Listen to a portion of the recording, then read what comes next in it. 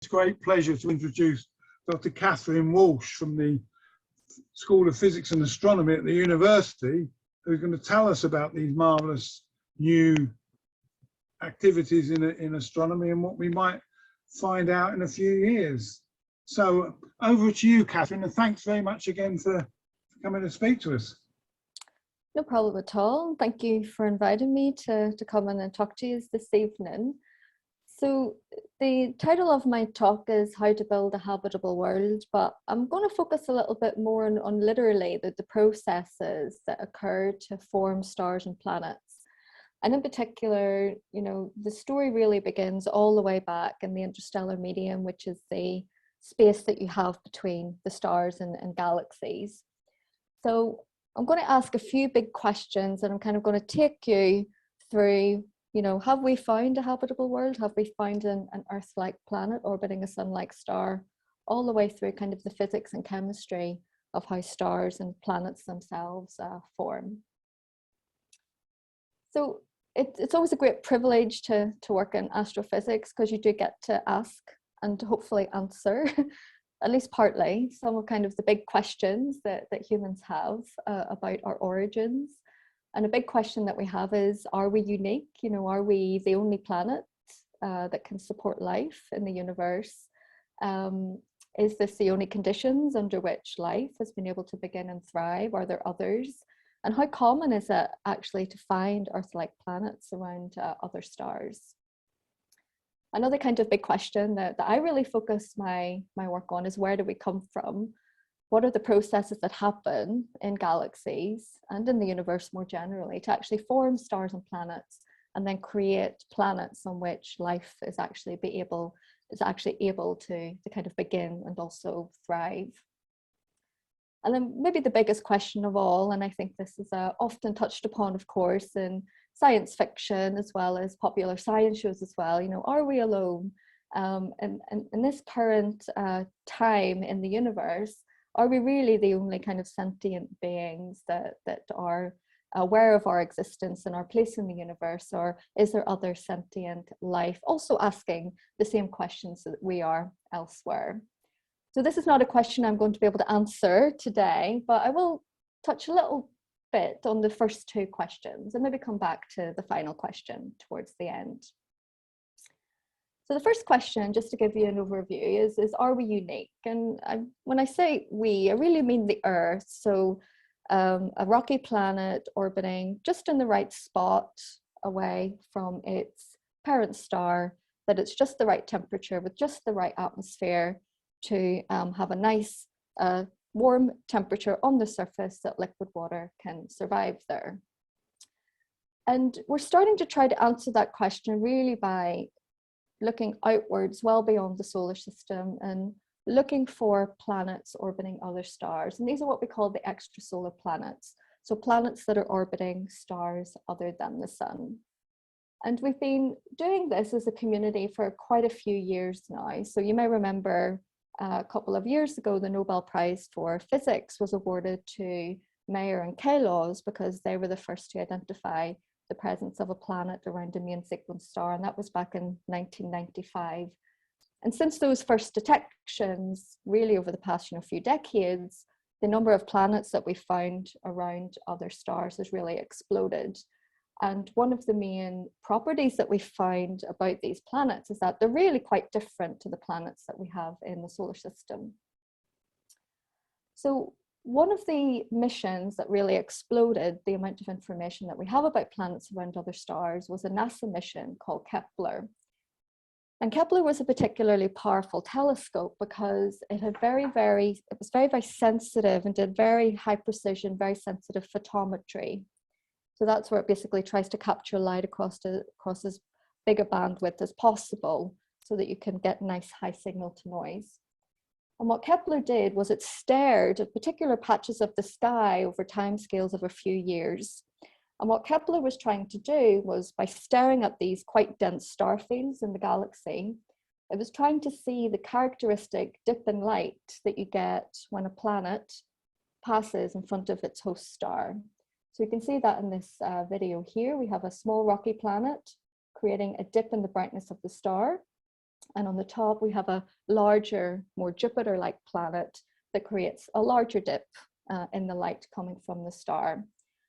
And by staring at many thousands, if not tens or hundreds of thousands of stars over the lifetime of the Kepler mission, Kepler was able to not only find these planets, but also very well characterize their size relative to their star, because that's relative to the amount of light that you see being masked as the planet passes in front of the star, but also was able to catch, numerous transits of these planets, such that we could also very well characterize their orbit. And that meant that we could determine how far away from the parent star the planets were orbiting.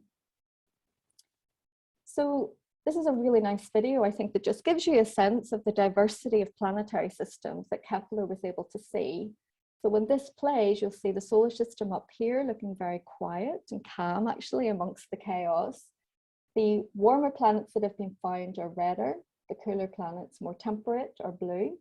And the size of the point that you see references the size of the planet. So Earth-like planets are quite small points, Jupiter-sized planets are larger points. So I'll just let this play through. So this was basically an overview of all of the detections that the Kepler Space Telescope had made circa about 2016. You can see that it was over 2,000 planets orbiting more than 1,600 stars at that point.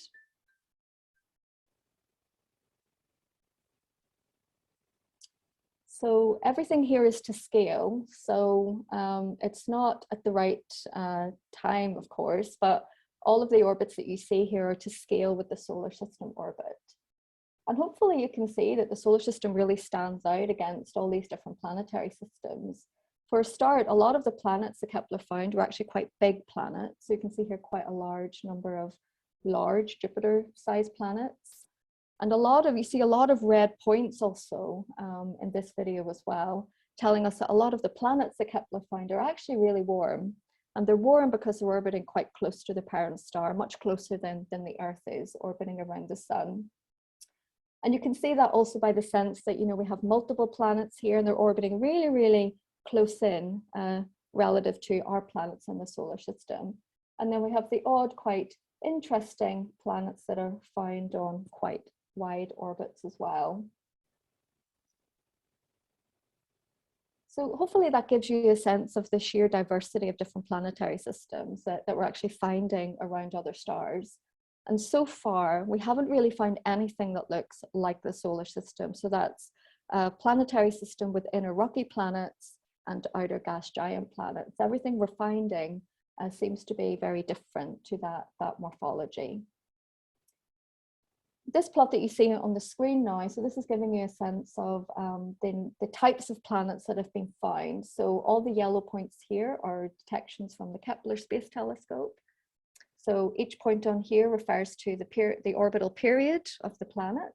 So you can see 365 days would be up here for the Earth. And then on the y-axis, you have the relative size of the planet. So Earth-sized planets are here, Neptune-sized, and then Jupiter-sized. And Kepler was very sensitive to this kind of size period range here. So this is where you really have a very dense cluster of points. But you can see with other techniques, direct imaging, as well as another technique called radial velocity that detects the wobble in the star as the planet orbits it, is also quite sensitive to some of this mass or size and period range. But if we put the Earth on this plot, you can see it's sitting down here. So there's kind of a distinct lack of points down in this bottom right-hand corner. And this is really kind of the frontier. This is where our techniques that we're using, the telescopes that we currently have are really not sensitive enough to kind of even find an Earth orbiting on a 1-year period. The reasons for that are several-fold. The Earth is a small planet and the sun is actually quite a bright star. And in order to confirm a transit of an Earth-like planet around a sun-like star, you would really need to monitor that system for many years to be sure that the orbital period was of the order of a year. So it does appear at the moment that we're quite unique. When we look at exoplanet statistics, we're not really finding anything in the statistics that looks like an Earth. But certainly in the next decade or so, we do have some missions being launched by ESA in particular, one called Plato, which is really primed to kind of search down in this bottom frontier. So really determine if once and for all we are unique in terms of our planetary morphology. So we can move on now to talk a little bit about where we come from. And I hinted at this at the start of the talk, that I would talk a little bit about the beginnings of planetary systems, which really starts way back in the interstellar medium, which is the space between the stars and galaxies. So as part of kind of answering that question, where do we come from, we need to look at a few different processes. We need to look at how stars form. So where do they arise? And then also how planets form.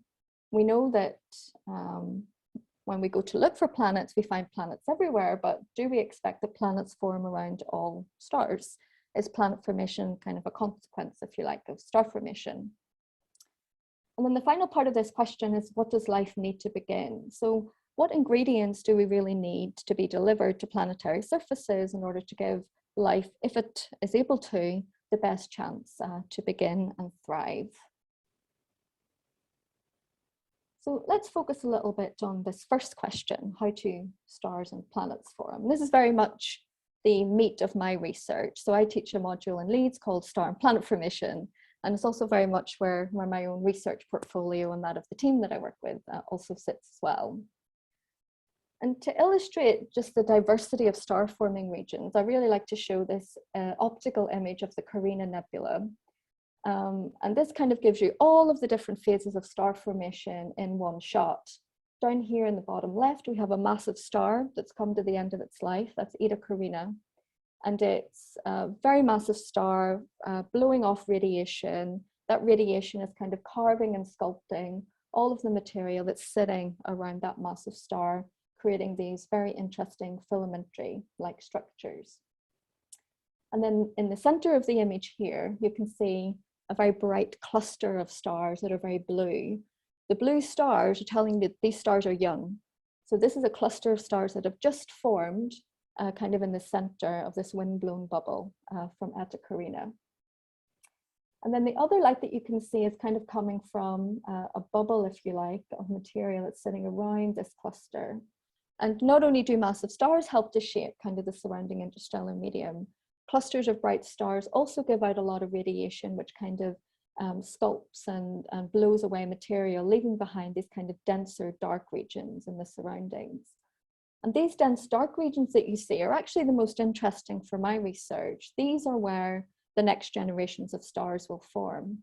So aside from these being kind of holes in the sky, these are actually clouds of dust and gas that are dense enough to survive the strong radiation from the young stars and from Eta Carina, but that also are able to absorb that background light coming from the nebula. So this is kind of a zoom in on all the different phases of star formation that you have in one nebula. But we can also take a bit of a zoom out and we can look at the Milky Way. So this is a visible wavelength light of our Milky Way. And you can see very nicely why the Milky Way has its name. Because if you look at visible light, and if you're lucky enough to be in a place where the night sky is dark enough, you can actually see the band of stars across the night sky that is the plane of the galaxy. And the Milky Way gets its name because of this milky diffuse light that you have arising from the stars in the ecliptic plane of the galaxy. But you'll notice again, just like in Eta Carina, we have these dark regions that kind of superimposed, if you like, over this milky light. And these dark regions are clouds of dust and gas. Now you might ask how we know that. Well, what we can do is we can actually look at the Milky Way at different wavelengths of light. So you're looking at the Milky Way here at the wavelengths of light that your eyes see. But if you were to take a radio telescope, and in particular the Planck telescope, which was a spaceborne mission that mapped the whole sky, what Planck saw at longer wavelengths, so millimeter wavelengths, this is what the Milky Way looks like. So you can see this kind of band of concentrated emission sitting in the plane of the galaxy, and this very kind of diffuse, almost ghostly-like filamentary cloud-like structure sitting in and out of the plane of the galaxy as well. So when you look at the Milky Way with longer wavelengths of light, what you're looking at there is light coming from cold dust grains. So these dust grains are sitting at about 10 degrees above absolute zero, and they're giving out just enough radiation that we can pick it up at submillimeter wavelengths. So this is what our coal dust looks like, but the reason that we know that these clouds are also full of gas is because we can tune our telescope to another different wavelengths of light, this time tuned specifically to pick up light coming from a molecule. And in this case, this molecule is carbon monoxide. And this is what the Milky Way looks like in carbon monoxide. So you can see this again, very concentrated band of gas sitting in the plane of the galaxy. And you can also see again, more concentrated now, filamentary and cloud-like structures sitting in and out of the plane of the galaxy. So I like to show this. If you imagine that you had antennas or radio antennas for eyes, then the night sky would look very different, significantly brighter than it does to our eyes at visible wavelength light. So you can put these three images side by side because it highlights a very important point. So at the top, we have our visible wavelength image with our dark patches on the sky. We have our coal dust, which is kind of emitting mainly from the ecliptic plane, but also in these clouds as well. And then we have our molecular gas, which we're able to see in light coming from carbon monoxide.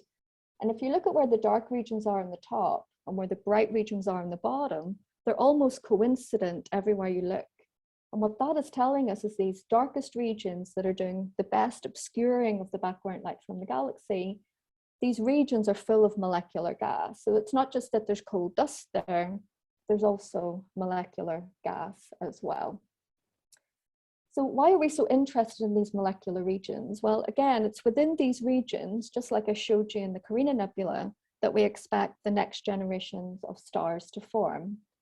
And this video that I'll show you explains very simply how that happens.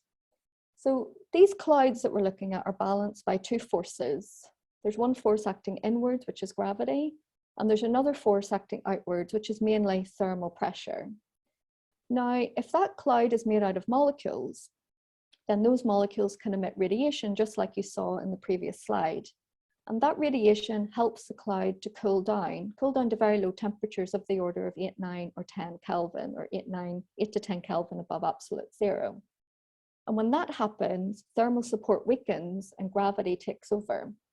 So you end up with gravity winning. And once gravity wins, although it's quite a weak force, when it's acting on quite large scales, it's almost impossible to stop it. So what you end up getting is gravitational collapse of these clouds, or at least dense regions within these clouds. And you couple that with some rotation, some angular momentum. And because we're dealing with a fluid here effectively, if you spin a fluid up, it tends to spread out along the axis that's perpendicular to the axis of rotation. And that's what you see happening here in this video. Effectively, our cloud has collapsed, it has spun up, and it has stretched out in the plane perpendicular to the axis of rotation, the equatorial plane. And this is what we call then a protoplanetary disk. So these structures arise very naturally from gravitational collapse and rotation. And they form another very important duty in that they will contain all the material, dust gas, and sometimes ice as well, if it's cold enough, that will go in to form a planetary system around that young star. So here's the same process, if you like, just kind of in a static form. So we begin with these clouds of molecules. These clouds are able to cool sufficiently such that gravity wins over thermal pressure. Because everything in space is rotating, we get collapse with rotation. And just like we're shaping our pizza dough if we're making our pizza, as we spin up our material as it collapses, that material spreads out and forms a rotating disk around the young star. And then finally, after a few 100 million years or so, the disk material disperses or becomes assembled into planets or planetesimals, and eventually we're left with a planetary system around the young star. So it does appear that if we have star formation, we actually get planet formation arising just as a natural consequence of two phenomena, gravitational collapse and rotation. So we do think now that planet formation is a direct consequence of star formation. And thinking about this process, so Carl Sagan had this very nice quote that he did when he had his Cosmos series. I think you can still watch it. It's available on one of the streaming services, I think. And I think it's still a very good series, even of its time. So he made this quote, "We are made of star stuff." And what Carl Sagan was alluding to was the fact that all the elements that go into our body, so the carbon, the oxygen, the nitrogen, the phosphorus, all of those elements were fused in previous generations of stars that took hydrogen and helium and other light elements like lithium and fused them into these heavy elements that really life needs. But I kind of like to take this quote a little bit further and say, you know, if we're not able to actually get these elements into regions like molecular clouds where they can form molecules, then we can never form stars, because we could never cool the clouds sufficiently for gravity to win. So it's not just about making the elements that's important, about kind of triggering those first steps to life. It's also about getting the conditions right in the interstellar medium that we can put those elements into molecules. And this is where chemistry starts to become part of the story. So back to the third bit of our question, which is, what does life need to begin? Or we can rephrase that another way, which is, are the building blocks for life made in space? And by building blocks, I'm really talking about very important molecules that are needed for life. First and foremost, water. We know that water is very important for life. It's kind of a universal solvent. It's how we define habitability as well, the availability of liquid water. But I'm talking about all those other molecules as well. So all the different functional groups that are required to synthesize, for example, amino acids, which are the building blocks of proteins, which again are very important for a lot of structures in life as well. So one of the questions that we can ask is, actually, does this process of forming these functional groups that life needs actually begin way back in interstellar space, even before the sun and the planets form? So again, just another quote. This is quite a nice quote from Sir Arthur Eddington in his Beckerian lecture back in 1926, so about 100 years ago or so. And Arthur Eddington said, "It's difficult to admit the existence of molecules in interstellar space, because when once a molecule becomes dissociated, there seems no chance of the atoms joining up again." So we're talking about chemistry now here. If we want to make molecules, we need to be able to bring together the raw ingredients and form a bond for a stable molecule. And what Sir Eddington was alluding to was the fact that space is a really harsh environment. So you got a sense of that when I showed you the Carina Nebula. We have massive stars that are throwing out lots of radiation. You've got stellar clusters, again, lots of radiation. Interstellar space is also full of highly energetic particles that have been accelerated by past supernova. They're called cosmic rays. And all of these highly energetic photons or particles all act to break apart molecules. So he was really making the observation that even if you're able to bring together two elements to make a bond, the likelihood that radiation will come along and destroy that molecule is quite high. But luckily, actually, Eddington was wrong, and we actually find a huge number of molecules in space.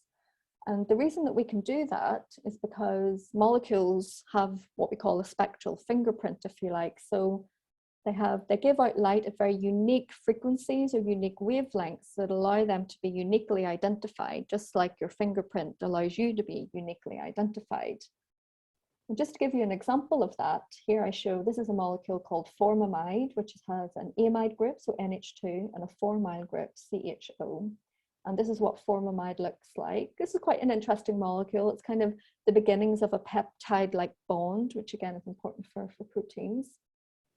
And this is a sample of what we call the spectrum of formamide at around 1 millimeter or 300 gigahertz. And you can see that formamide kind of shines with light, if you like, only at very, very distinct and specific frequencies.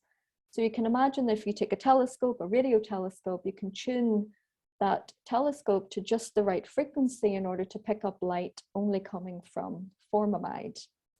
Now, just to give you an example about how we do that, here's another molecule called mesalamine. That's what it looks like there. So it's got a methyl group and an amide group. And if I superimpose methylamine spectrum, you can see that the light that methylamine shines with is very, very distinct from that from formamide. So over many, many decades of measuring these rotational spectra of molecules, we've actually built up a database of, if not millions of lines, that we can go and look for and use to uniquely identify these reasonably complex molecules in interstellar space. So let's talk a little bit about, again, the chemistry that goes on in interstellar space to form these molecules. You know, Arthur Eddington was actually, he wasn't far away. It is actually really, really hard. And we can do a kind of a back of the envelope calculation to kind of illustrate why that's the case. So if you think about the room that you're sitting in now, and you took a meter cubed block of that air, if you like, the temperature is hopefully a nice comfortable 20 degrees centigrade. And if you calculate the number of particles in that box, it's about 10 to the power of 25, which is a huge number, almost immeasurable. And Wikipedia tells me that's of the order of 10 septillion. And you can do a back of the envelope calculation that allows you to calculate the reaction rate. So basically, if two particles in the air come together and they don't have a barrier to reaction, you can work out that that reaction rate is about 10 to the power of 18 per second, which again, Wikipedia tells me is about 1 quintillion per second. So this is so fast as to be completely instantaneous. I mean, this would be almost impossible to measure in a laboratory. Even if you split apart molecules here in this room now, the reaction rate for them to reform is so fast, it's practically instantaneous. Now, if you take the molecular density in an interstellar cloud, so again, here we've got a box of interstellar gas. So as I've already said, this is very cold, so only of the order of 10 degrees above absolute zero. If you work out the number of molecules in that box, it's still a big number, but significantly lower than what we have in our room. So 10 to the power of 10, which is about 10 billion. That's a more tangible number, I think. And you work out the reaction rate of when two particles come together in interstellar space. Well, that works out, depending on if there's a barrier to the reaction or not, of between 1 reaction per day to 1 per year. So significantly slower than the reaction rate that we have kind of at room temperature and pressure here on Earth. But the one thing that we do have in space that we don't have on Earth is lots and lots of time. So these interstellar clouds within which molecules are forming actually hang around for millions of years. So even though you only have a reaction rate of the order of 1 per day to 1 per year, chemistry still has the time to bring those atoms together, create those molecular bonds, and create at least simple molecules at 10 degrees above absolute zero. And if we take, again, a telescope and we point at a very familiar object in this case, so this is the Orion Nebula that you can see in the background. That's the infrared wavelength light image. And in the foreground, you can see an observed spectrum measured with HiFi, which was an instrument on board the Herschel Space Observatory, which is another ESA mission that was launched about 15 years or so ago. And each of these individual lines that you see is light coming from a specific molecule in the Orion Nebula. And you can recognize, hopefully, some simple molecules we've already talked about. So we have water, we have carbon monoxide. We also have some toxic molecules, if you like sulfur dioxide. But there's also some larger molecules there as well. So methanol, acrylonitrile, methyl formate. We have dimethyl ether, formaldehyde, and again, methanol again. So it seems that these interstellar clouds are able to, even with reaction rates for chemistry being so slow, are still able to actually bring together enough elements to form these reasonably large molecules. So how does this actually happen? So I've already told you space is a harsh environment, and that's also what Sir Arthur Eddington had alluded to as well in his quote. I've also illustrated for you, hopefully, that gas phase chemical rates are slow. It takes actually a long time, although we do have time in space, to actually build together many bonds to form a complex molecule. And if you take the example of one of the biggest molecules we've detected in space, which is ethylene glycol, to bring these 9 atoms together, or 10 atoms together, requires the formation of 9 molecular bonds. So you actually need quite a long sequence of reactions to take place over quite a long time in order to get to molecules as complex as ethylene glycol. So we actually now know that gas phase chemistry is probably not the likely formation rate to form these big molecules. And what we now know is that they likely form in a slightly different way, using a chemistry that's not unfamiliar also here to us on Earth.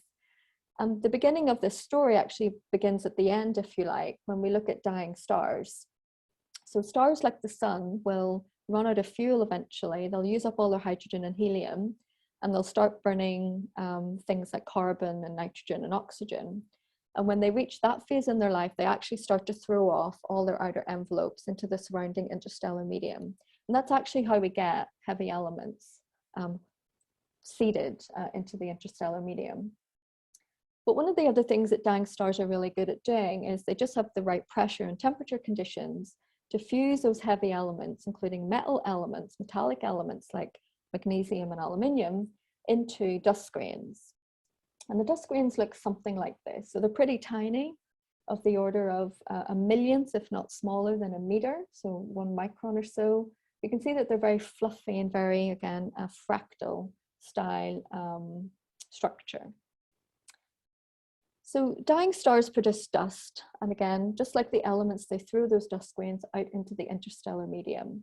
And if those dust grains make their way into one of our interstellar clouds, where it's very cold, of the order of about 10 degrees above absolute zero, then what those dust grains can do is they can actually host ices on their surface. So at those low temperatures, molecules such as water can no longer survive in the gas phase, and they will condense out onto these tiny dust grains. So you get these molecular ices forming and growing in our interstellar clouds. And this actually really helps chemistry, because instead of trying to rely on collisions between random particles to form molecular bonds, we actually bring everything together to one meeting place. Reactants don't have too far to travel to meet each other, so you kind of bring together in close proximity the reactants for forming chemical bonds. And another very important role of the surface is that it acts like a third body. So it takes away the excess energy that is required to form and stabilize a bond. So this is actually usually a very energetic process, and you need something to take away the energy to help the bond to form. And this is what you might call catalysis, right? So you may have heard of that or come across that in chemistry at some point. This is basically a way for catalyzing chemical reactions, and we exploit that quite a lot in various technologies as well. And then finally, once you make these molecules in the ice, you actually protect them from all those harsh radiation that can actually split them apart, such as those high energy photons that come from nearby stars, or cosmic rays that are accelerated by nearby supernova. So dust grains actually are a very, very important host for chemistry and for building complexity in interstellar space. So let's go back now to this schematic here, which is our interstellar origin. So our interstellar clouds, which are going to collapse under gravity and form eventually through rotation our protoplanetary disk and our planetary system. So what are we doing observationally to try to understand and study this phase that we're talking about down here? We know we can create complex molecule clouds by catalyzing chemical reactions on dust grains. And one presumes that these complex molecules can also make their way down into the rotating structures that arise from collapse and rotation that we call the protoplanetary disk.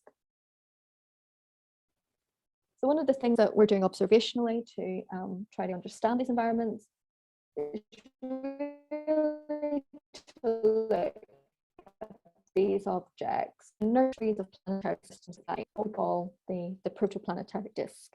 So all the planets in our solar system would have formed from a disk around the young sun just after it formed. So the key state of the art telescope that we use to do is a telescope that's sitting in Chile. It's run by an international collaboration involving ESO, which the UK is a member of, NRAO, which is the US equivalent, and NAOJ, which is the Japanese equivalent. So really a worldwide collaboration in building and maintaining this telescope. So this is really, really powerful. At one point it was the largest radio telescope in the world, but it's kind of been superseded by the Meerkat array, which operates at longer wavelengths. But certainly for what it does, it's the most powerful millimeter wave telescope in the world. So ALMA is sitting in the Chañartú Plateau, and it's sitting in the Atacama Desert in Chile. And we build quite a lot of telescopes in Chile for numerous reasons.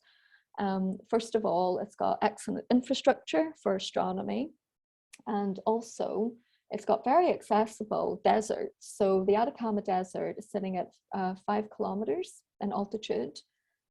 It's readily accessible by road, and we want to be in a desert and we want to be 5 kilometers altitude because we want to get above as much of the Earth's atmosphere as possible. So even though this is a telescope that operates at longer wavelengths, not visible wavelengths, we still want to not be affected by the atmosphere. It's a pretty big telescope. You can see it's a telescope that's made up out of lots of smaller telescopes, so up to 66 in total. And then they vary in size between 7 and 12 meters. And if you work out the collecting area, it works out at a 6,500 meters squared, pretty big collecting area. And to give you an idea of the resolution, if you were to put ALMA on the moon and point it back at Earth, then it would have a resolution at millimeter wavelengths of about 20 meters. So ALMA would be able to map things like cities, roads, that kind of thing. So even though it's not working at visible wavelength light, it has really excellent resolution at millimeter wavelengths.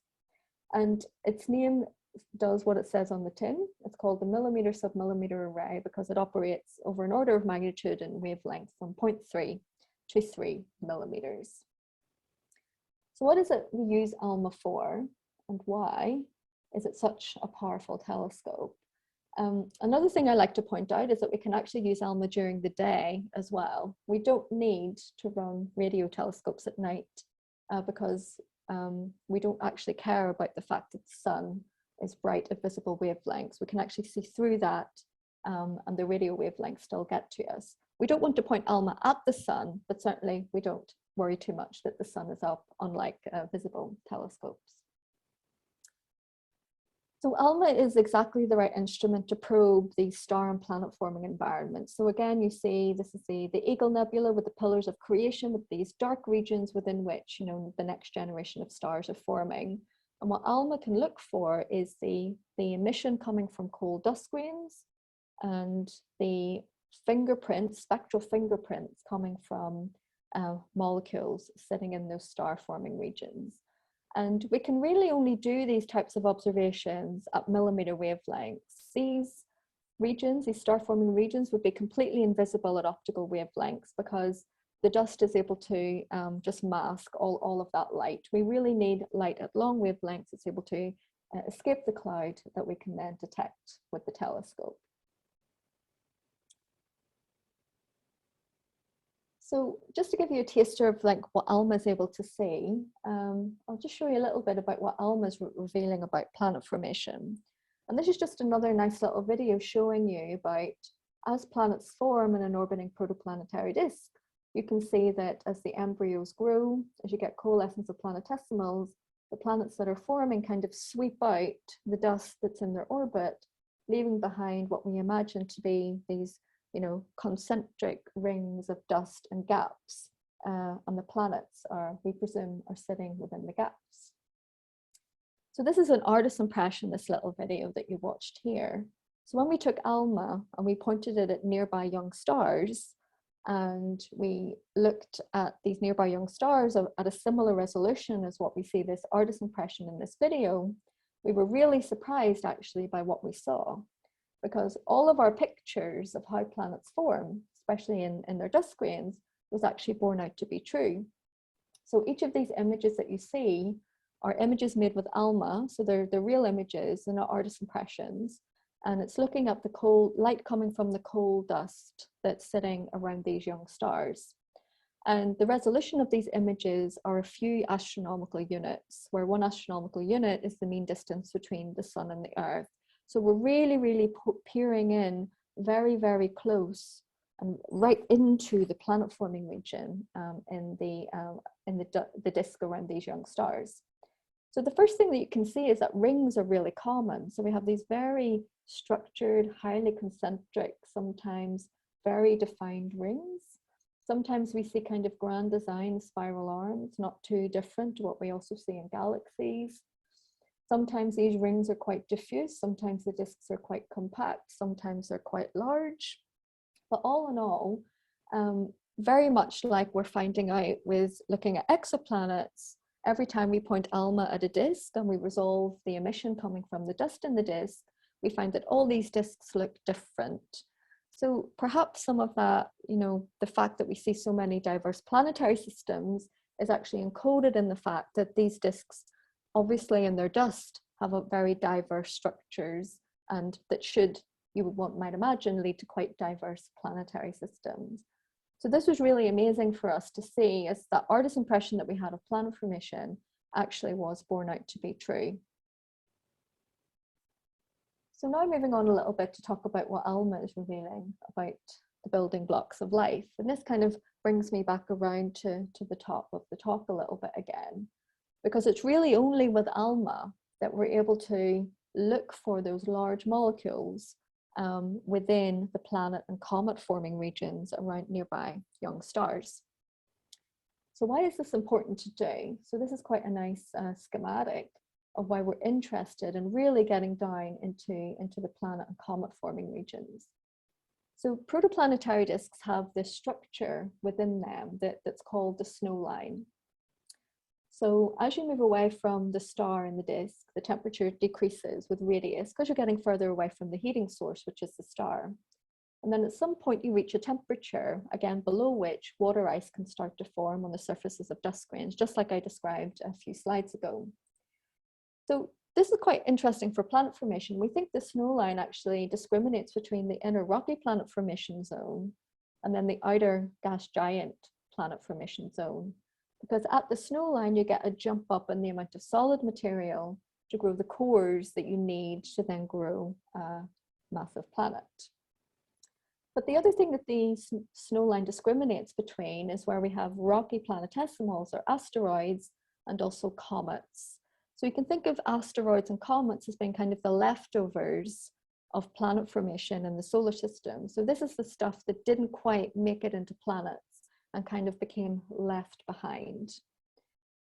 And the comet forming zone in particular is quite important actually when we think about, again, habitability. Because one thing that we do know is that comets and asteroids did enter the inner solar system, we think through gravitational interactions with Jupiter and Saturn, and they seeded the inner solar system with a lot of volatiles that otherwise wasn't there. So things like water, for example, we think that this is one theory for how the Earth got its water.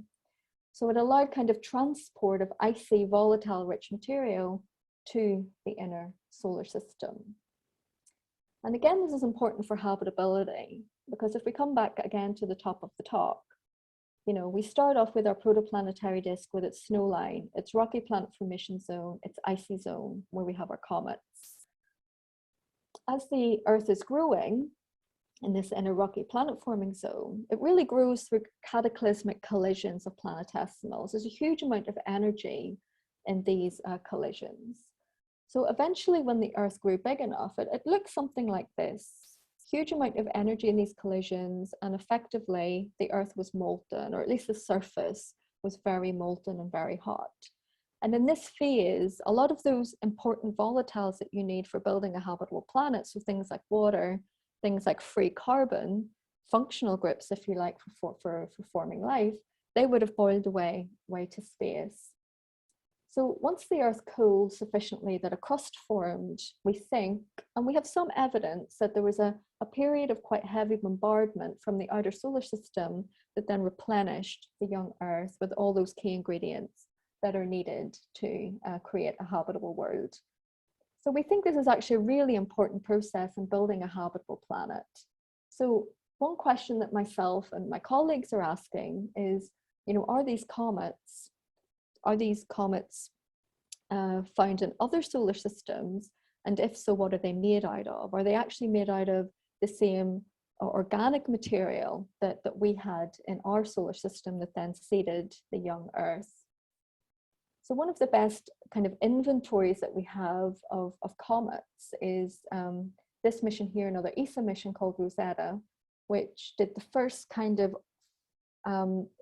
journey to an orbit of a real comet, this comet here called 67P. And again, comets are really important for us to study. They're leftovers from the outer icy solar system, and we think they played a very important role in delivering key ingredients to the surface of the Earth.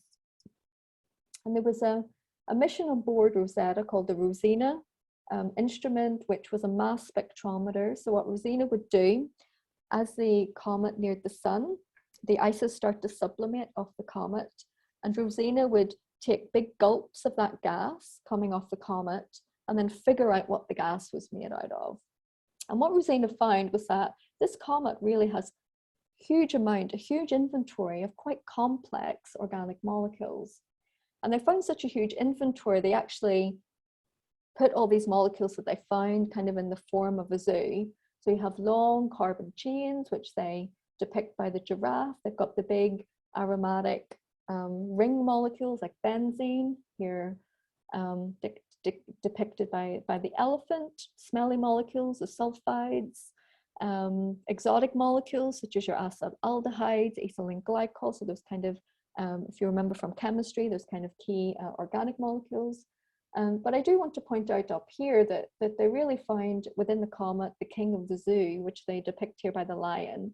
So they actually found the presence of glycine in this comet. So that chemistry that I described for you that happens on those interstellar dust grains is able to synthesize amino acids, very simple amino acids, but amino acids nonetheless. You don't need an Earth-like environment to make these quite complex molecules that actually life really depends on. So just to finish, I just want to tell you a little bit about some of our work that we've been doing with ALMA. And this was an ALMA large program that myself and my collaborators were awarded 130 hours of time on ALMA. And kind of the overarching goal of our program was called the chemistry of planet formation. And we took ALMA and we looked at 5 different protoplanetary disks around nearby young stars. And you can see the thermal emission from dust grains as measured by ALMA in the 5 images here. So you can see again, these disks that we looked at are very highly structured. And we chose them because we think they're actively in the act of forming planets. And we took these disks and we looked at them in an array of different molecular lines, exploiting all that spectral information that we have that allows us to uniquely identify molecules in interstellar space. And the only thing that I want you to take away from this kind of array of observations, again, these are real observations measured with the telescope, is that the 5 rows here are 5 protoplanetary disks, and the columns are each individual molecule, so light coming from different molecules along the columns. And hopefully the first thing that you can see is, again, we see lots of rings, we see lots of substructure. No 2 disks look the same in the same molecule, and neither does an individual disk look the same in different molecules. So this is still a bit of a puzzle for us, and it really gives us some very interesting puzzles and questions to address going forward. We have a huge diversity of chemistry happening in these planet-forming environments, and really it will keep us going for the next decade or so to really try to understand what's going on. But finally, coming back to, again, the complex organic molecules. So one of the projects that Leeds led, so myself and my collaborator John here as part of my team, so we led the analysis of the complex organic molecules in the large program. Now, we've known for many decades, and I've shown you observations as well, that interstellar clouds are rich in these complex organic molecules, as are kind of the warm regions sitting around protostars. But we've never really been able to probe or detect comets, those same large molecules, in the planet-forming regions around nearby young stars. That's purely because we didn't have a telescope powerful enough to allow us to do that. These environments are quite large and bright, and disks, comparatively speaking, are quite small and dim. So we really needed a big, big telescope to allow us to actually see the light coming from molecules in planet-forming regions. And that's what you see here in this image. So here's our 5 disks again. You can see again the signatures of planet formation in the dust emission.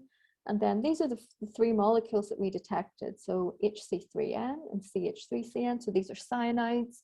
We think cyanides play an important role in synthesizing amino acids. And then for comparison, we also showed a hydrocarbon, a cyclic hydrocarbon, C3H2. And again, you can see that the emission is sometimes very structured. So you can see here evidence of rings. But the main thing is that all the emission from the complex organic molecules is sitting very much within the extent of the dust disk. And we think that's because the dust is hosting ices that are then sublimating their large molecules that then we see in the gas phase. So the reason that we see the molecules lighting up where we do is because these complex organics are hosted on the dust grains in the comet forming regions around these nearby young stars. So the final bit of analysis that we did for this is that we took those complex organic molecules and then we compared their ratios relative to simple molecules with what we know from comets in the solar system. So that's what you see here for 4 of our sources. And in the pink colors, you see the range of ratios that we see in comets in the solar system, and blue is our data. And we're looking at the cyanides again. So complex cyanides with respect to a simple cyanide, which is hydrogen cyanide. And you can see that not only does the blue overlap very nicely with the pink, we also seem to span the range of ratios that we see in comets as well. So it's not just that we're reproducing the ratio of an individual comet, we're also reproducing that range that we see across all comets in the solar system. So we really now know through this really concerted effort to detect these large molecules and disks, that the disks around nearby young stars are host to these organic material. And this organic material actually does have a similar composition to our solar system. So it does appear, at least in the objects that we've looked at so far, that those key ingredients are present in the disks around other stars. So ALMA is not just looking in detail at disks, it's also looking in detail at these large molecules and lots of other really interesting environments. So for example, we've seen quite large cyanides in the atmosphere of Titan. Titan is the only other body in the solar system with a substantial atmosphere other than Earth and Venus. So it's a really interesting place to study kind of especially oxygen poor conditions. We also find these large molecules again in star-forming clouds, and ALMA's been able to kind of push the boundaries, and this where we're seeing larger and larger species there.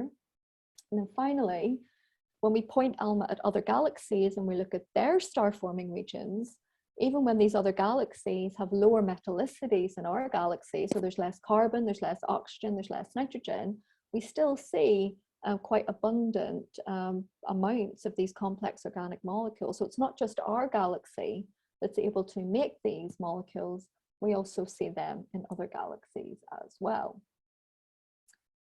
So kind of just to finish, I'm just going to leave up my kind of take-home points. So with ALMA, we've been able to see the signatures of planet formation around nearby young stars. And we've also been able to reveal the fact that the comet-forming regions around other stars really looks like our solar system.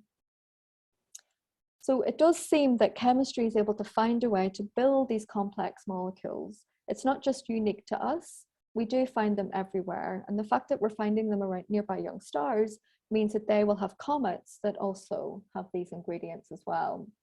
But of course, this is just, you know, 2 of the big questions that we have. The final question I think that humanity will really be trying to answer in the next few decades is, are we alone? And unfortunately, we still have to wait to hear the outcome of that. So I'll finish there and thank you. Thank you very much, Catherine. I'm sure people are applauding silently. Thanks ever so much. Are you okay to answer a few questions if there are some? No problem at all. So if anybody would like to ask anything, please signify, either put up your virtual hand or wave about so we can see you. I can't see anything. Lois had a hand up. No, I think she was applauding, actually. Oh, right. It was a virtual applause. Okay, right. Or waving, or is she waving? I don't know, one of those. Oh, there's a hand going up now. Is that the same hand? There's two hands. Same one, I think.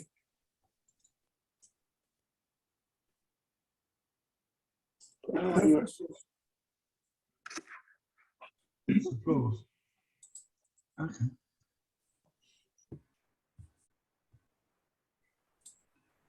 Can speak now. I think you've, there's a comment. Thank you very much. You can always put a comment in the chat if you're shy, don't want to speak. If you speak, they'll hear you now. Can I ask a question, Paul? I can't get the video going for some reason. How competitive is time on ALMA? Your 120 hours seems quite a lot. Is that substantial compared with what other people get? Yes, so ALMA operates in kind of two different ways. So you apply either for a regular program, which is typically less than 50 hours, or you apply for a large program, which is typically more than 50 hours. But you're still in the same competition for time. But the large programs do go to another kind of panel of the chairs. So the regular programs are assessed by kind of a panel of your peers, but the large programs are assessed by kind of a bigger panel that's kind of more encompassing over all the different science. So how competitive it is dependent on where you are, because depending on how much the region that you're a member of contributed to the construction of the telescope, there's a certain amount of time that's allocated to that region. So I think that I think it's the US and ESO have 30% each, and then I think maybe it's 40. No, because Japan, so it must be 35 each for the US and ESO, so Europe. Then 20% for Japan and the Far East, and 10% for Chile. So you compete within your area, and then they just fill up the time. So in Europe at the moment, it's about 1 in 5 proposals are accepted for execution. So it's not as competitive as it used to be. It used to be about 1 in 10. But now that the telescope is up and running and doesn't have too many technical problems or commissioning anymore, it's about 1 in 5. And we've been very lucky in that most cycles we've actually been able to get some data, which has been great. And can you give a feel as to how much of the time is devoted to exoplanetary research? So ALMA is not really used for exoplanets so much. We would be kind of the protoplanetary disk and planet formation community would be the closest to exoplanets. So ALMA is not very good at looking at point sources. It's only good at looking at kind of resolved sources. So that's why you can see those lovely maps of the dust and gas emission that we're able to resolve. If you want to study exoplanets, you're really better off using telescopes that are sensitive to point sources like stars. So you're much better looking at optical or near infrared wavelengths. And for example, some of the biggest telescopes used to study exoplanets would be the VLT also in Chile, and the Very Large Telescope. And that's a big single dish telescope that would be very, very sensitive to the light coming from the star. So you wouldn't use ALMA for exoplanets per se, but you would use it for studying planet formation. So kind of before, if you like, the planets form. Thanks very much. No problem. I have a question. I think Paul has a question. You go first, Dave. Well, you've done a very good job at explaining how to make a hospitable planet. and talked about kind of like how life might form on that.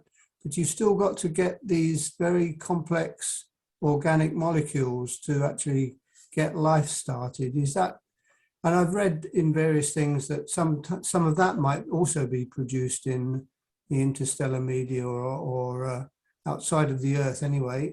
Is there a current kind of theories on that?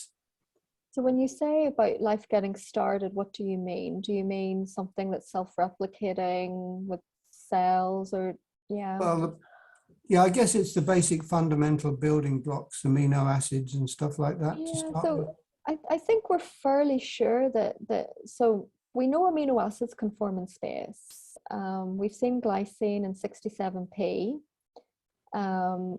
We had a really privileged view of the composition of that comet because we visited it, and we are going to visit another comet as well, and hopefully we'll see if that was a one-off or whether all comets actually have these simple amino acids. But we also see amino acids in meteorites as well, which I think is really interesting. And some of the most studied, I think Murchison is one, that's one of the best studied meteorites. When some of the refractory material in that meteorite was studied, they actually found amino acids there as well that should have been protected from entry into the atmosphere because it was deep within the meteorite, so it's not through processing through the atmosphere. They must be extraterrestrial. But the other interesting thing about the amino acids is that they weren't known to Earth. So there were amino acids that space makes that Earth doesn't make, which I think is quite interesting. So we do know that the chemistry that happens outside of planetary atmospheres, if you like, can synthesize amino acids. I think that where the biggest gray area is, and where, you know, there's a lot of people doing work on this, and this is more kind of in the you know, I'm an astrochemist, so I kind of stop at the big molecules. I don't think too much about how we get molecules self-assembling and creating structures. That's for the biologists to start to think about. And there's kind of a whole field of astrobiology really looking at self-assembly. So, you know, if you have these basic ingredients available in water, we do think that water plays an important role for this. You know, what are the processes that need to happen kind of at that scale? And I think that's where we have the biggest gap in terms of concrete evidence for exactly how we go from, you know, water and amino acids to something that's self-replicating, something that's creating energy from its environment, what we might define as life. Mm-hmm. But a huge amount of work. Astrobiology used to have quite a bad reputation as being a little bit science fiction, but actually it has grown into a really robust scientific field now, you know, so there's a lot of money and a lot of research going into really trying to study that gap, which I think is about time. And part of that is driven by, you know, visits to Mars and the Mars rovers, and, you know, some other missions to the outer solar system that are coming up. You know, we really need to try to figure out what to look for to see if there was extinct life, or is extinct life or current life on kind of bodies outside of the Earth. Well, there is, just while we're on this, there is a question in the chat, Christina Walsh, namesake of yours, why is life on Mars considered most likely?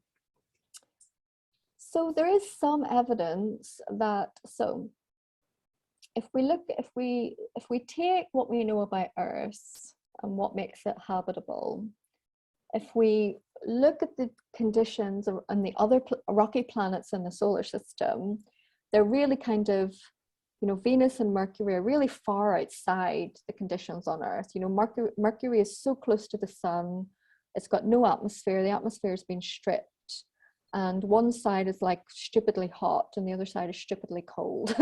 You know, so really temperature limits that are well beyond what we would expect, you know, even simple molecules to be able to survive. And then we move outwards and we look at Venus, and Venus is a very good example of, you know, what may happen to Earth. Unfortunately, you know, if we do get a runaway greenhouse effect and we start to create a thick carbon-rich atmosphere that traps the heat from the sun, creates high pressure conditions on the surface, really, again, well beyond what we would expect life to be able to endure. So I think it's hot enough to melt lead at the surface of Venus. And we did visit Venus. It was the Russians actually in the 1970s and 1980s managed to get some probes down to the surface. That was the Venera missions, and they were crushed because of the pressure. So if we look at Mercury and Venus, the physical conditions on the surface are way beyond what we would expect life on Earth to be able to survive. But then we look at Mars, and Mars doesn't look too bad, kind of in comparison. It's cold, but it's not terribly cold. And we do have evidence that water was on Mars, and we can see that in the geological record, because you can see distinct features in the geology of Mars that show that there was flowing water. So we know that water existed on Mars in the past. And then another reason for concentrating on Mars is that there's been, again, very recently, and I think it was the one of the orbiters detected, again, flowing liquid on Mars that can't be just water, but is likely very, very salty water. So made out of, I think, perchlorates. And the fact that it's very salty means that its freezing temperature is a lot lower than we would expect it. So exactly the same reason why we put salt on the roads when it's icy. So Mars is kind of the best case, I think, out of the inner rocky planets for us to kind of look for evidence of life, if not life that currently exists, at least if life managed to exist in the past. And Mars early in its life probably had liquid water on the surface and probably had a much more dense atmosphere as well. So the reason that Mars is a very tenuous atmosphere now is because it's much smaller, the gravity is weaker, and that just makes it easier to lose your atmosphere. But I think, like, if we kind of extrapolate a little bit and go, well, where else would we look? Well, the outer solar system is also a possibility, because we have Titan, which does have liquid on the surface, but it's liquid methane. So we would be looking for life that survives in a very different environment to Earth, not dependent on water, but perhaps dependent on hydrocarbons. But some of the icy moons of Jupiter and Saturn do have liquid water. It's just subsurface water, covered in an icy crust, but there is water there. So I think that Mars is the current focus because it's quite easy, quotation marks, to get to as well. We can land things on Mars. But I think that the outer solar system is really going to become a bit of a focus for the next couple of decades. And there's a few missions coming up that will visit Titan again. So that's the Dragonfly mission. And I think there's another one that's going out to the icy moons of Jupiter as well. I think that's called JUICE. So there will be some more efforts in the outer solar system to kind of look for, if not life itself, at least perhaps signs that life could exist out there. Thank you. That's very interesting. Thank you. Paul, your question.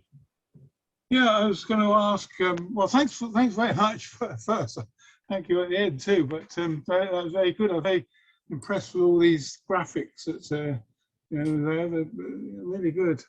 What I was going to say was basically you were saying that bottom right-hand corner where the Earth, a kind of Earth would be detected, with a year-long period in a fairly small size. Mm-hmm. Would that are the prospects for going, to have a device to look for those sort of things? Is that coming up? Yes, so we do have a mission, again, selected by ESA, so the European Space Agency, called Plato. And it's, the UK is quite heavily involved in that as well. And it's designed to look at sun-like stars for a long time as well. I think the nominal mission length is 5 years, if not 10 years. So one of the problems with Kepler was a wonderful telescope, but because it was a staring telescope, it could really only look at very faint stars without, burning up its electronics effectively. So it tended to look at star clusters or dense star fields that were quite far away, typically made out of quite low mass stars. So things like M dwarfs, K dwarfs, so stars that are, half the mass of the sun. But Plato will look at these brighter stars, because if we want to find an Earth around a sun, we need to look at suns. So that's what Plato is designed to do. And because of the mission length, it should be able to capture enough data points and look at enough samples to get a confirmation of the orbital period of the kind of transit dip as well. So yeah, stay tuned for about 10 or 15 years. I think Plato goes up in 2028, and then usually there's a year or so of commissioning, and then you see first results. So by the end of the decade, I think we might have some first results from that. Yeah. Great, great. Can I just ask another one? It just occurs to me. I mean, there are many red dwarf stars around. Mm-hmm. Okay, but their habitable zones must be relatively narrow. And I Yes. just wondered whether the number of red dwarfs kind of compensates for that, and whether that's really where a place would be, likely to have, Yeah, that's a really good question. And I think if you look at this plot that I have up as well, a lot of these short period planets that are small, so kind of down around here, they're found mainly around the smaller stars, so the lower mass stars, so your M dwarfs, red dwarfs, if you like. But I think that if you look at, I do have this on another slide, just not on this talk. If you calculate where these planets are relative to the habitable zone, the expected habitable zone around their parent star, I think we only have about 25 or so out of the thousands that actually sit in the habitable zone. So that it's Right. actually still quite rare for us to find them. And I think the most famous one is a system called TRAPPIST, which is named after the Belgian beer. If you know the Belgian beer, if you've ever been to Bruges or Brussels. I used to live in the Netherlands, so I drank a lot of Belgian beer when I was in the Netherlands. And it's named TRAPPIST because it was a Belgian team that built the telescope. And they found a system of 5 planets, 2 of which are kind of sitting in the habitable zone of their M dwarf star. And TRAPPIST is close enough, I think, that it will be looked at with JWST. So I didn't say too much about JWST, but that's kind of the next big NASA mission that's going up in 9 days, 10 days. 18th, isn't it? I think it's 22nd. Oh, right, maybe They pushed it back a wee bit, yeah.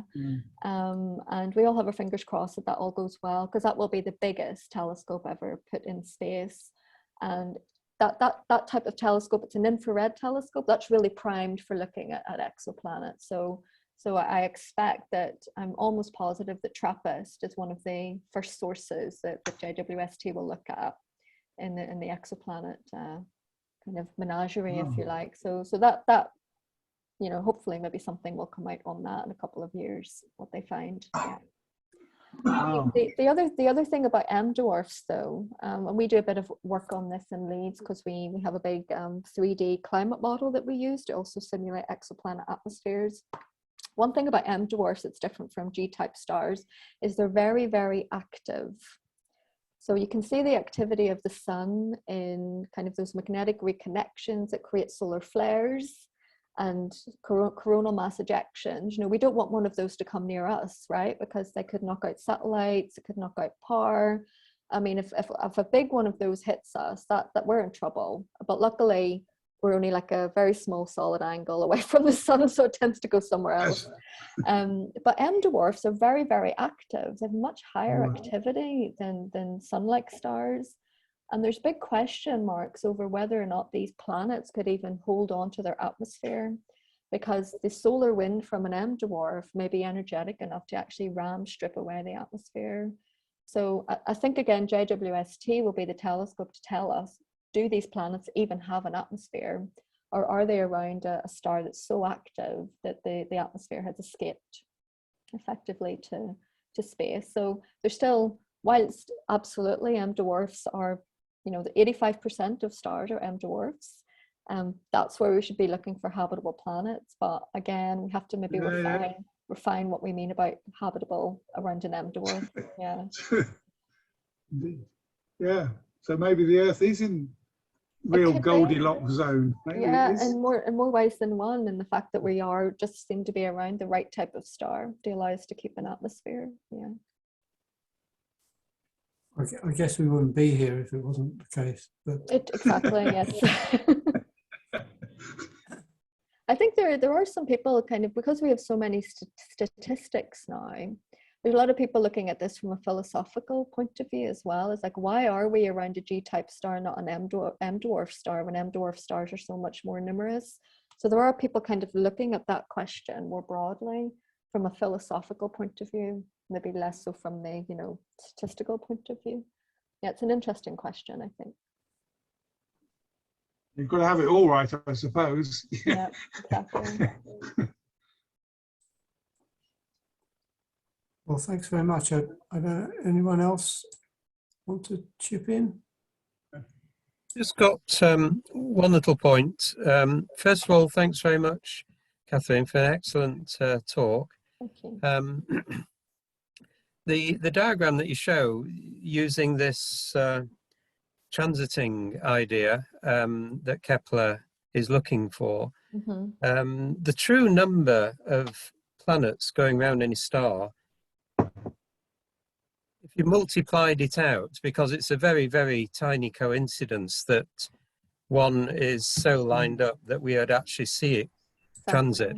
I'm wondering what the factor is. It must be many thousands. So the so you fact, can, yeah, so if you think about the Drake equation, that's one of the factors in the Drake equation, isn't it? How likely it is to find a planet around a star, and that factor is greater than 1. So you're absolutely right. The aspect ratio that you have between the star and the planet is really tiny. And the fact that we've just, the transit technique is so successful, when you extrapolate, when you do that calculation out over all 3D space, we now know that there's a high likelihood that every star that can host a planet does host at least one planet. So we don't have an upper limit to the number, but it's definitely greater than 1. well, also the method is really geared to smaller orbits, because the bigger the orbit, even worse the chances are of being lined up. So who knows what's out there? Exactly, and this is really what we don't know. We don't know if this point density just fills in the whole space, and we're just selecting because of the biases in our observational technique and what we're sensitive to. We just don't know, and this is why I think this is really called the frontier. We need to find what the point density is, kind of down in this corner down here as well, the kind of you know, shorter orbital period. I mean, we haven't really found a Mercury yet either, because it's so tiny. We do find big planets on wide orbits. That's through direct imaging, where we can see the light directly coming from the planet. But even that's only sensitive to very big planets that have some internal energy, and that's the only reason why we can see them. So yeah, you're absolutely right. We're completely blinded a little bit by the bias in the techniques, and it's really going to take designing telescopes that will help us fill in these blanks, to help us determine if this is just full of points or whether we really have these clusters of kind of period size relationships. Yeah. Amazing. Well, it's amazing though that it's come so far. You know, that's, you know, from just discovering there were any planets out there to having all these statistics on them, and you know, all the instruments like the ALMA, and to be able to probe things. It's you know, compared when I do my PhD, for example, it's gone on leaps and bounds, and long may it continue to. And you know, when I started my PhD, I think it was 2006, we only had a handful of planets that we knew about. Now it's, you know, nearly 5,000. I mean, it's really exploded. When we realized that we could do it with very simple types of observations, I think that, you know, money was spent gratefully, especially by NASA at the time, because there was a good president at that time that allowed it, kept the NASA budget where it was, and just allowed us to build these instruments that could do exactly these types of observations. So yeah, really, really amazing stuff over the past couple of decades.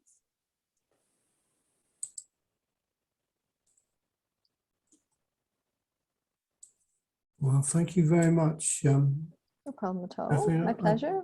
I don't think there's anybody else indicating they want to ask a question or make a comment. So thanks ever so much. Yeah. And good luck with your, I mean, it's amazing that you have to wait such a long time before you kind of get your experiment going, and before then you get the results. So Yeah, it takes it's years in the making. We're very impatient as well, but we have to be patient. So yeah. yeah, thanks very much. So we'll put Perhaps this, we'll meet properly one of these days. Yes, And yes, exactly. Yeah, yeah. and you know, again, there's lots of stuff going on here in Leeds that you maybe haven't heard about. So if you're, you know, if you want any other speakers on kind of astronomy, just let me know. I can point you to a few people. I'd be more than happy to come and chat about what they're doing. fantastic. Great.